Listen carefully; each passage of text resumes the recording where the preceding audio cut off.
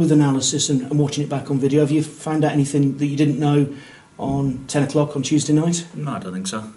I think we're clearly beaten by a better team, so we need to do better than what we did on Tuesday night. You've talked about the away mentality, if you like. How do you get into players' heads? What does being a coach and being a psychological motivator sort of, where are the boundaries as a manager for you? I think it's all encompassing. You've got to do it. It's no good being a good coach. You need to be able to understand what the players want, what they need, and that's my job.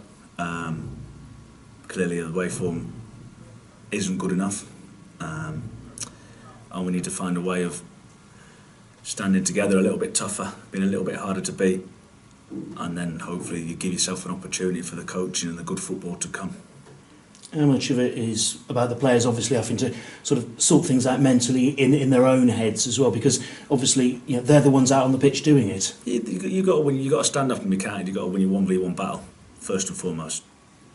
So once you do that, then you get on top, and then the ball comes in play. But at home, we seem to relax. We seem to just step onto teams with confidence with the ball. But we're 3 games into the season. So last season as Park is a different group of players.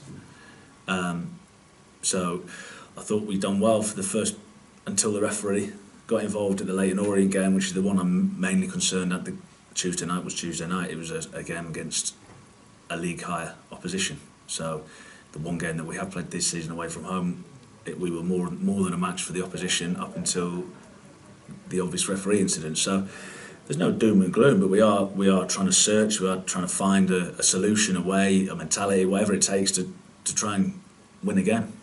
And you go to a Morecambe side who they've lost their only home game so far. Yeah, but off the back of that, they've had two tough games against Mansfield and got 2 good results. You know, they were a crossbar away from going 3-0 up on Saturday, and then on Tuesday night, they made a few changes. They had a man sent off after 22 minutes, and I think it shows you everything about what they do. I don't mean that disrespectfully, because I know Jim well. Utmost respect for him, I said it this time last year, because I think he does an unbelievable job to keep them in the Football League every single year, and I think it goes under the radar. But the fact that, like you said, they're 22 minutes down to 10 men against a good team in Mansfield, and they've kept themselves in it to win it on penalties.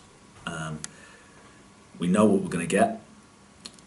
They did it to us last year, bullied us last year, beat us 4-0 comfortably towards the end of the season. So that should be fresh in the minds, because if you take it back, I think it's only about three or four away games ago. Like I said, different season, different group, but that should be fresh in the players' minds as well. And they've got Kevin Ellison, who makes Luke Varney look like a spring chicken. Good pro, good lad. He is what Reg is to us. He is to them. He obviously has been there a long time. He epitomises everything that Jim wants from his team. He'll wind people up, he'll beat people up, but he's a good footballer as well. Again, sometimes it gets missed that people think he is just that other side of it. He don't play for the length of time that he has, the amount of games that he has, without being a good footballer as well. A couple of players weren't risked or were left out as a precaution on Tuesday night. What chance of the Ryan Brooms of this world coming back in? Yeah, we're hoping Broomy, Sheafy will be available. It's Thursday morning, so I've not seen any of the players since Tuesday night. But we're hoping that they should be available. And how are the Will Boyles of the world progressing as well? Yeah, Boyle's doing well, but Boyle's a long way away yet. You know, he got diagnosed as 8 weeks, so I think we're 2 weeks in now. So he's going to be a good while yet. Everyone else okay who was involved on Tuesday? Yeah, I think so. Alex had a slight tweak of his groin, so we'll have to assess that, see whether he'll make it or not. But other than that, I think everyone's available. Are you expecting any more business in before the weekend? Because obviously for you the transfer window is still open. Yeah, no, I hate that when people say that. We're not expecting anything at the minute, unless something pops up. We're not actively looking.